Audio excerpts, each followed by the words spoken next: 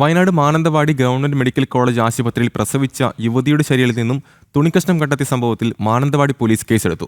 ചികിത്സാ പിഴവ് സംബന്ധിച്ച് മാനന്തവാടി പാണ്ടിക്കടവ് സ്വദേശിനിയായ യുവതി നൽകിയ പരാതിയുടെ അടിസ്ഥാനത്തിലാണ് കേസെടുത്തത്. ജീവൻ അപകടത്തിലാകുന്ന തരത്തിൽ അശ്രദ്ധമായി പെരുമാറിയെന്ന് എഫ്ഐആറിൽ രേഖപ്പെടുത്തിയിട്ടുണ്ട്. കഴിഞ്ഞ ഒക്ടോബർ 20-നാണ് വയനാട് മെഡിക്കൽ കോളേജിൽ യുവതിയുടെ പ്രസവം നടന്നത്. 23-ന് വീട്ടിലേക്ക് മടങ്ങുകയും ചെയ്തു. അസഹ്യമായ വേദനയെ തുടർന്ന് 2 തവണ ആശുപത്രിയിലെത്തിയെങ്കിലും മതിയായ ചികിത്സ യുവതിക്ക് ലഭിച്ചില്ല. തുടർന്ന് കഴിഞ്ഞ മാസം 29-നാണ് വയറ്റിലുണ്ടായിരുന്ന തുണിക്കഷ്ണം തനിയെ പുറത്തു വരുന്നത്. പ്രതിഷേധങ്ങൾ ശക്തമായതോടെ പോലീസ് യുവതിയുടെ വീട്ടിലെത്തി മൊഴിയെടുത്തു.